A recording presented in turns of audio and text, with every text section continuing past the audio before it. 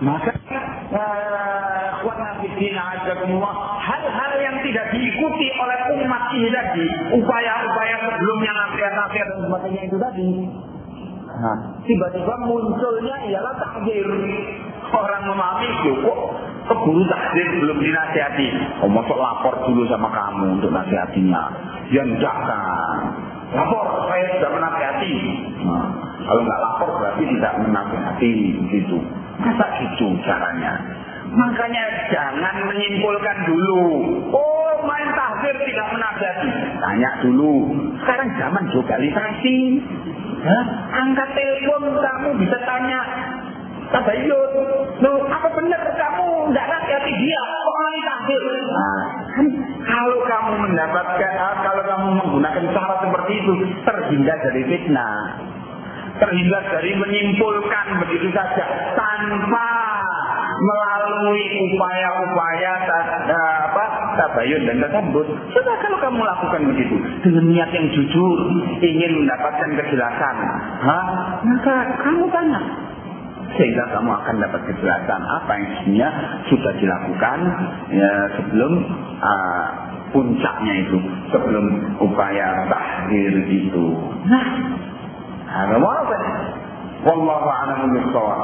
Jadi begitulah fitnah-fitnah itu demikian banyaknya ya, yang ditujukan kepada manhaj Ahlus Sunnah wal Jamaah. Nah, maka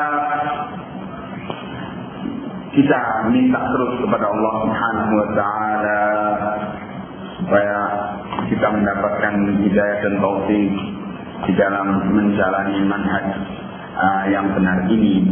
Dan ikhwan fillah azakumullah, kita umat Islam harus tahu harus belajar tentang manhaj ini ya, bukan dalam artian mengalihkan perhatian dari perkara pokok yaitu perkara akidah. Justru dengan kita belajar manhaj yang benar ini bisa memagari ilmu tentang akidah dari rongkrongannya atau penyusupan-penyusupan yang akan merusakkan akidah kita. Kita lihat tadi contohnya, bagaimana A'id al-Qarni diserang akidahnya, sampai rusak seperti itu. Mengapa? Karena apa? Dia yatahawan, menganggap enteng perkara manhaj. Akhirnya terbukalah pintu bagi syaitan untuk menyerang dia di dalam perkara akidahnya, sehingga sesatlah dia.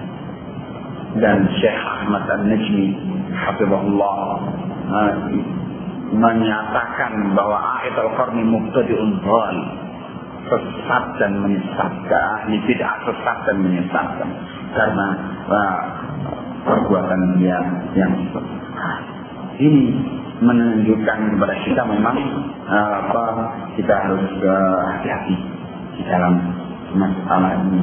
Jangan cepat mengambil kesimpulan, dan kita ingat bahwa tahdir itu harus betul-betul ikhlas karena Allah dalam membela agama Allah, ya, dalam jihad membela agama Allah, bukan atau jangan sampai naudzubillah disusupi oleh kepentingan-kepentingan pribadi, karena pribadinya disinggung kemudian dia mentahdir. Jangan ya. Padahal ketika agamanya diinjak-injak oleh hizbiyin, oleh ahli bidah, dia ingin kita jangan membuat ribut, kita jangan bikin fitnah, kita harus bil hikmah, bijaksana bijak sini, dan selanjutnya terus begitu. Ucapan itu dilontarkan kalau agamanya yang diinjak-injak.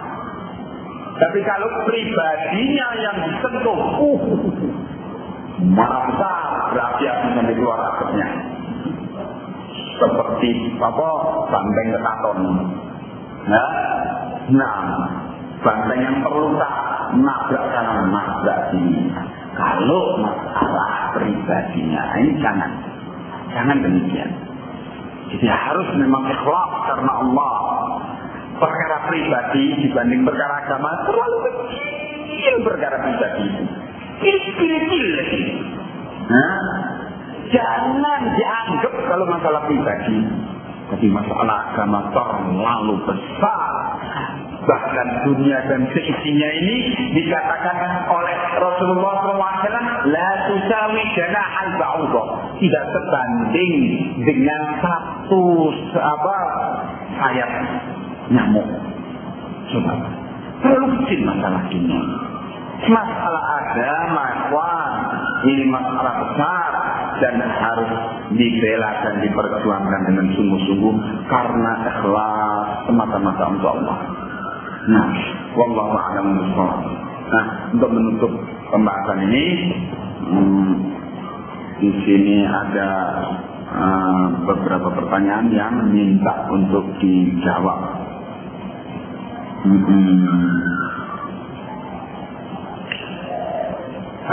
Ustaz, semoga dirahmati Allah, amin waladah. Ana ingin mengajukan beberapa pertanyaan. Pertama, apa kritikan ulama terhadap Rasyid Ridho dan ulama siapa yang mengkritiknya? Tolong sebutkan marasyidnya. Di dalam masalah ini tentang Rasyid Ridho ini Syekh Al-Albani antara lain mengatakan adanya beberapa pengaruh-pengaruh pada dia, pengaruh-pengaruh apa? Pengaruh aqlaniyah. Antara lain disebutkan disinggung oleh Syekh Al-Albani, yaitu bagaimana Rasyid Ridho mengartikan burung ababil sebagai penyakit sebagai penyakit bukan cacar lepra, ya dikatakan begitu. Ini kritikan terhadap Rasyid Ridho.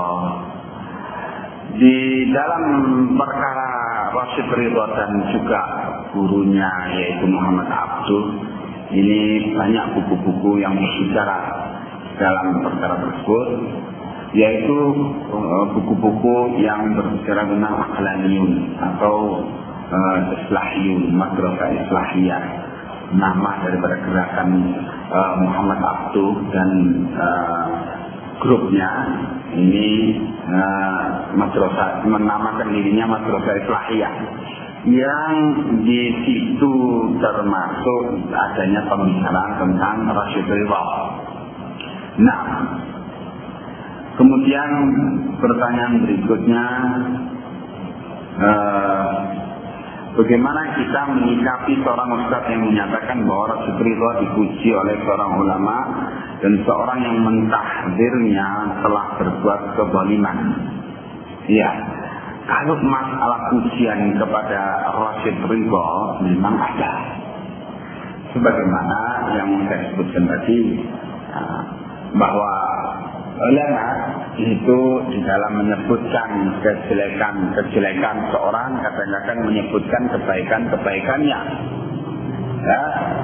Nah, yang memujinya ialah Syekh Al-Albani hafizahullah, dan yang mengkritiknya ialah Syekh Al-Albani hafizahullah. Maka mentahdir umat dari penyimpangan Rasyid Ridho ini adalah sebagai satu yang wajib, ya, dan membantahnya dengan keterangan yang ilmiah, bagaimana pengaruh aqlaniyah yang ada pada dirinya. Ya, jadi Rasyid Ridho sebagaimana yang disinggung oleh Syekh Al-Albani hafizahullah mempunyai pengaruh dari gurunya, yaitu pengaruh Muhammad Abduh, pengaruh aqlaniyah. Ini telah ma'ruf, telah jelas bagaimana Rasyid Ridho dalam Al-Manar, ya, begitu mengagungkannya gurunya. Qala al-ustadzul imam, kalau menyebut gurunya, menyebut Muhammad Abduh, al-ustadzul imam. Ya, begitu. Dan di dalam Al-Manar itu memang pada awal-awalnya jilid-jilid pertama tafsir Al-Manar itu membawakan secara murni lengkap pemikiran gurunya, pemikiran Muhammad Abduh.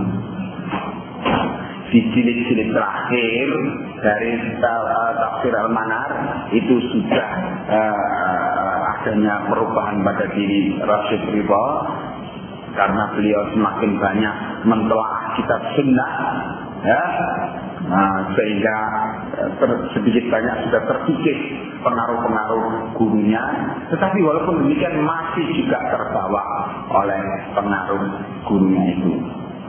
Ya, jadi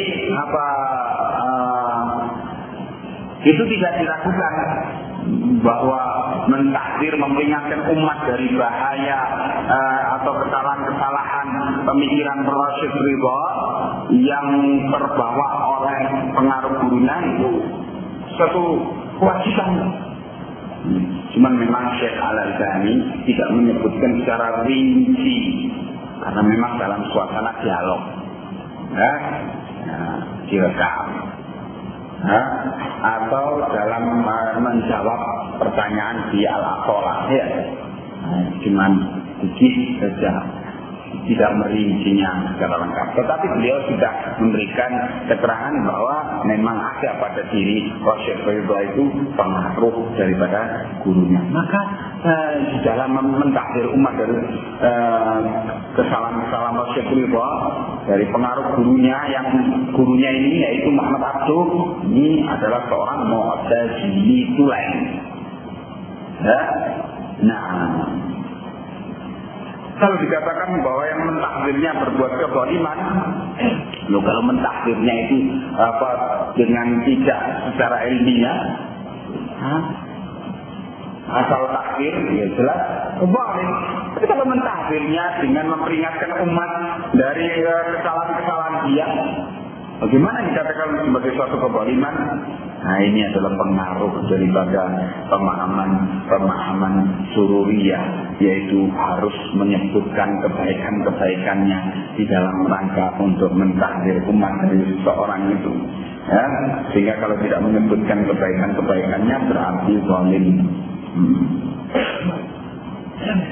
Kemudian pertanyaan berikutnya, apakah Ustaz Abdurrahman Temimi yang kadang-kadang musbil itu artinya badannya menutup mata kaki, dan Ustaz Mubarak wa Mu'alim termasuk dai salafi ini, mereka ini sekarang sedang bersama Yazid Jawad itu sedang melakukan gerakan itu tadi, ya, penggembosan tentang masalah tahdir terhadap umat, ya, itu mengesankan bahwa tahdir terhadap umat dari tokoh-tokoh ahlul fitnah atau tokoh-tokoh yang membawakan pemahaman sururiyah itu adalah pemecah belah umat, katanya, memecah belah umat. Ini mereka ini, Abdurrahman Temimi ataupun Mubarak wa Mu'alim, dan sedang idenya mengupayakan demikian dan menampilkan bahwa perbuatannya itu dalam rangka ialah membela manhaj salaf. Nah, tentang mereka ini nanti secara khusus masalah ini akan diterangkan tentang gerakan-gerakan ini, insyaallah dalam tafsir yang khusus masalah tersebut. Sebab Abdurrahman Temimi maupun Mubarak wa Mu'alim maupun Yazid Jawad ini telah sampai kepada saya kaset maupun surat untuk membantah pemikiran-pemikiran yang sedang dikembangkan oleh orang-orang ini, yang sedang semangat untuk apa yang mereka katakan menumbuhkan ukhuwah Islamiyah atau membela ukhuwah Islamiyah atau ukhuwah Salafiyah atau wallahu a'lam apa lagi yang diistilahkan. Gimana sikap kita terhadap seorang yang belajar di Al-Irsyad Surabaya padahal sudah dinasihati oleh seorang ustaz tentang bahayanya belajar di tempat tersebut. Ya, lihat orangnya. Kalau yang dinasihati ini memang betul-betul sangat awam, ya memang perlu waktu dan perlu nasihat yang lebih banyak lagi dan lebih jelas lagi. Barangkali masih belum jelas, ya. Dan kalau sampai pada tingkat dia sudah membawa syubhat-syubhat dari sana kepada saudara-saudaranya, maka ya harus diperingatkan, saudara-saudaranya untuk jangan saudara-saudaranya dari kalangan Salafi ini untuk jangan duduk bersama orang tersebut. Lalu sampai pada tingkat itu sudah mendakwahkan berbagai kerancuan dan berbagai kebingungannya yang dia transfer, yang dia bawa dari sana. Ya, wallahu a'lam bishawab. Bolehkah kita duduk dalam majelis taklim pada seorang dai atau ustaz yang kita tahu dai tersebut jauh dari manhaj salaf as-salih? Kita lihat dulu, kenapa dia jauh dari manhaj salaf as-salih? Ada beberapa kemungkinan. Mungkin dia itu memang belum ngerti manhaj salaf as-salih. Tentu kalau kasusnya orang demikian, ya perlu disampaikan ilmu. Sampaikan buku-buku, ya, sampaikan kaset-kaset, sampaikan majalah, ya, sampaikan apa saja yang kiranya bisa menyampaikan kepada dia apa itu manhaj salaf. Ya, nah, tapi kalau dia itu memang jauh dari manhaj salaf, bukan jauh tapi menjauhi, lain dengan yang jauh dari manhaj salaf. Permasalahannya beda dengan yang menjauhi. Menjauhi itu mungkin juga karena permasalahannya ada fitnah yang menimpa dia tentang manhaj salaf ini. Nah, perlu dibantah fitnah itu. Atau memang dia ini adalah orang yang sedang memusuhi manhaj salaf, sedang memusuhi dakwah. Maka yang demikian ini memang umat harus ditahdir, diperingatkan dari orang tersebut. Karena orang tersebut memang dalam mengambil sikap konfrontasi terhadap dakwah salafiyah. Apakah manhaj dakwah itu adalah perkara tauqifi? Ataukah boleh mengambil cara-cara dakwah selain yang ditempuh salaf as-salih? Kalau masalah manhaj dakwah jelas ini tauqifi, yakni perkara yang baku, tidak bisa dirubah-rubah, ditambahi dan dikurangi. Manhaj, thariqah, cara, sistem, metode daripada dakwah ini tidak bisa diambil dari sana dan dari sini, tapi dari kitab sunnah dan dari salafus salih ridwanullah alaihim ajma'in. Nah, adapun mengambil cara-cara dakwah selain yang ditempuh oleh salafus salih, nah ini adalah perkara yang muhdats. Ya, cara-cara itu ditempuh dengan cara yang baru. Adapun permasalahan teknis, yaitu yang asalnya sudah dicontohkan oleh salaf, kemudian dikembangkan, umpamanya menyampaikan ceramah. Ini jelas ada contoh dari salafus salih, ya. Nah, untuk supaya ceramah itu lebih luas terdengar, maka datang generasi tabi'in itu adanya mubaligh. Karena yang hadir banyak, sedangkan ustadznya tidak mampu tuh bersuara keras menyampaikan suara itu ke orang yang paling belakang, maka disediakan waktu itu mubaligh, yaitu murid-murid senior dari Syekh itu berdiri di jarak yang agak jauh tapi masih terdengar, menyampaikan suaranya Syekh seperti yang disampaikan itu. Terus begitu, karena memang tambah banyak yang belajar. Kemudian datang masa berikutnya ada pengeras suara. Sudah nggak perlu balik lagi pengeras suara yang jadi mubaligh. Suara itu bisa disampaikan ke belakang sana, ke ruang sana dan ke ruang sini. Kemudian ada lagi yaitu pemancar. Orang bisa di rumah masing-masing mendengarkan ceramah tersebut. Ada memang asalnya sudah ada contoh dari salafus saleh, kemudian berkembang dalam hal perkara teknisnya saja. Adapun manhaj yang menyangkut manhaj ini tidak mungkin ada perubahan padanya, tambahan ataupun pengurangan.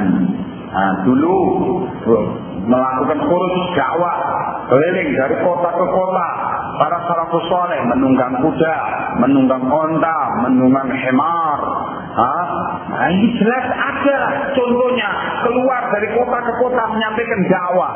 Iya, kemudian berkembang setelah itu dengan kereta kuda, kemudian berkembang setelah itu dengan mobil, dengan sepeda motor dan selanjutnya.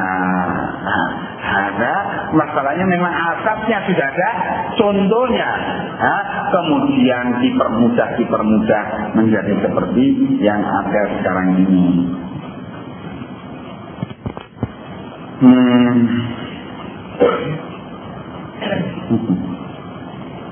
Ustaz mohon penjelasan dan nasihat mengenai Ustaz Rahmat Arifin, Desa Wajak Malang. Sekarang Ustaz Rahmat menjadi penasihat PBB Partai Bulan Bintang. Kemudian tidak mencegah kemungkaran yang ada di pondoknya. Misalnya muridnya muskil, muridnya perokok, kemudian muridnya ada yang setuju pemahaman sururiyin, IMNII, ada muridnya yang menggoda perempuan. Astagfirullah. Ya. Ustaz Rahmat tidak mau menjelaskan IM atau sururiyun. Dia menyuruh muridnya agar tetap di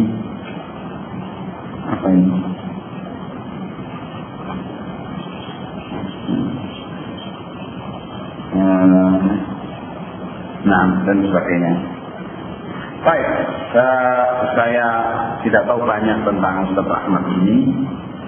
Jadi memang saya perlu kepastian, ini data-data yang pasti, dan perlu adanya tabayun dan tasabbut, dan perlu adanya upaya untuk menyampaikan ilmu atau hujjah kepada beliau, apakah dengan mengirim buku atau mengirim kaset atau datang kepadanya dan sebagainya. Upaya-upaya itu harus dilakukan untuk mengupayakan adanya kepastian sikap terhadap beliau. Jadi masalah tentang murid-muridnya ya kita tidak bisa menghukumi seperti itu saja kata murid-muridnya, ya. Dan kemudian tentang tidak mau membahas masalah sururi dan sebagainya, itu juga perlu adanya kepastian. Di sini memang persaksian itu harus jelas, dan data-datanya juga dalam bentuk kaset ataupun dalam bentuk catatan hitam di atas putih tentang keterangan dari beliau ini. Ya memang beliau dari Gontor Ponorogo, salah satu alumni sana yang memang keadaannya dari Gontor Demikian semangat untuk berdiri di semua golongan itu merupakan doktrin yang ada di Ponorogo. Maka ini yang harus dipastikan apakah beliau demikian keadaannya. Jadi saya maaf tidak bisa menjawab pertanyaan ini. Bagaimana hukum sholat id di lapangan yang mana di lapangan tersebut terdapat patung haram? Sholat id di lapangan yang di situ ada patungnya. Ya, walaupun patung itu tidak disembah-sembah, tapi jelas haram demikian. Nah, dijelaskan oleh Al-Ustaz tentang ciri-ciri dari ahlul bidah. Yang anak tanyakan, apakah seseorang yang mempunyai salah satu ciri tersebut boleh dikatakan ahlul bidah? Iya, bisa dikatakan dia ahlul bidah setelah melalui upaya iqamatul hujjah. Sebab hal ini untuk masalah ta'yin, menyampaikan satu keputusan di bulan itu disebutkan oleh Imam Al-Barbahari rahimahullah di dalam Syarh Sunnah di poin ke-148. Dia menyatakan, wa idza dhahara laka min insanin syai'un min al-bid'ah fahdharhu fa innal ladzi akhfa 'anka akthar mimma azharahu. Dan apabila muncul kamu lihat pada seseorang sesuatu daripada sebagian daripada bid'ah, maka hati-hatilah kamu daripadanya, karena yang tersembunyi dari kamu itu lebih banyak lagi daripada apa yang ditampakkan olehnya.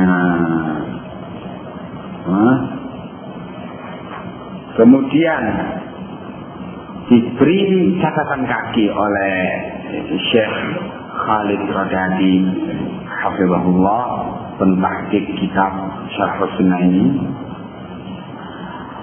Wa qala al-musannif rahimahullah kama fi tabaqat al-Hanabilah wal manhaj al-Ahmad. Berkata pengarang kitab ini, yakni Al-Imam Al-Barbahari, di dalam kitab Tabaqat Al-Hanabilah dan Manhajul Ahmad, beliau menyatakan, "Mathalu ashabil bid'ah, mithl al-aqarib." Permisalan ashabil bid'ah itu seperti permisalannya al-aqarib.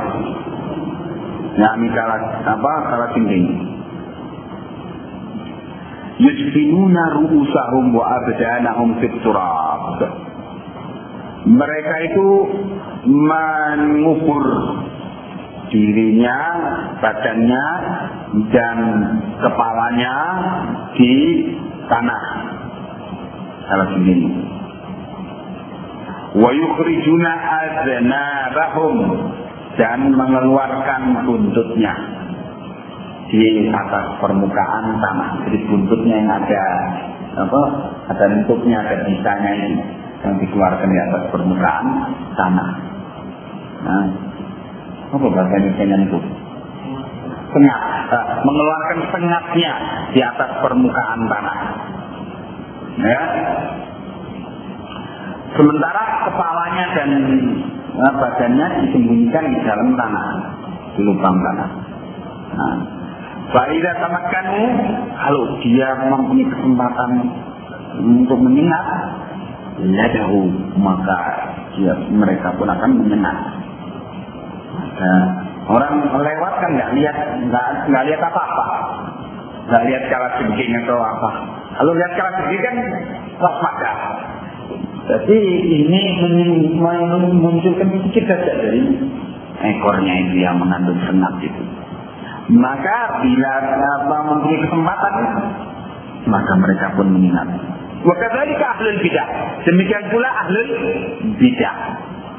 Katanya, hum muktabuna bainan nas, mereka menyembunyikan asli jati dirinya di kalangan manusia. Fa'idza tamakkanu, maka ketika mereka mendapatkan kesempatan sedikit saja, balahu ma yuridun, mereka pun menyampaikan. Balahu ma yuridun, mereka pun menyampaikan apa yang mereka inginkan. Begitu. Ya. Maka kalau seorang itu menampilkan suatu bid'ah, hati-hati daripadanya. Kemungkinan sekian banyak bid'ah masih tersembunyi pada dirinya.